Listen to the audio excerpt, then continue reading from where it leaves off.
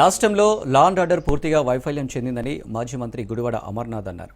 అత్యంత కిరాతకంగా హత్యకు గురైన కొయ్యూరు జెడ్పీటీసీ నూకరాజు మృతి నిదర్శనమని తెలిపారు.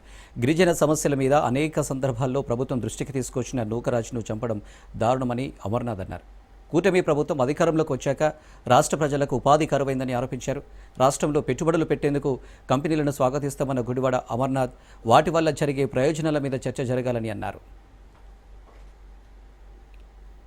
కొయ్యూరు జెడ్పీటీసీ నూకరాజు గారిని అత్యంత కిరాతకంగా చంపినటువంటి విషయాన్ని రాష్ట్రం అంతా కూడా చూసింది. అంటే దేనివల్ల ఎందుకు ఏంటి అనేటువంటి విషయాలు పక్కన పెడితే రాష్ట్రంలో లా అండ్ ఆర్డర్ పరిస్థితి ఏంటి అనేటువంటి దానికి ఇది ఒక ఉదాహరణ. ప్రజాప్రతినిధి ఇన్ని వేల మందికి రిప్రజెంట్ చేస్తున్నటువంటి వ్యక్తికి ఈరోజు ఈ పరిస్థితి వస్తే ఇక రాష్ట్రంలో సామాన్యుడి పరిస్థితి ఏంటి అనేటువంటి దానికి రాష్ట్ర ప్రజలందరూ కూడా ఆలోచన చేసుకోవాల్సినటువంటి దానికి ఇది ఒక ఉదాహరణ. లా అండ్ ఆర్డర్ అంటే కనీసం బయలులేనటువంటి పరిస్థితుల్లో ఇటువంటి చర్యలు పాల్పడేటువంటి ప్రతి ఒక్కరికి మనం ఎవరినైనా చంపేసినా, ఎవరినైనా రేప్ చేసినా, ఎవరినైనా రేప్ చేసి కాల్చి చంపేసినా, ఎవరినైనా కిడ్నాప్ చేసినా ఈ లా అండ్ ఆర్డర్ మనల్ని ఏం చేయలేదు, ఇది పటిష్టంగా ఈ రాష్ట్రంలో లేదు అనేటువంటి ధైర్యాన్ని ఇటువంటి సంఘటనలన్నీ కూడా కల్పిస్తూ ఉన్నాయి. సామాన్యులు గత 15 మాసాలుగా ఈ రాష్ట్రంలో కూటమి ప్రభుత్వం అధికారంలోకి వచ్చిన తర్వాత మన జిల్లాలోనే అనేక ఇన్సిడెంట్స్ చూసాం.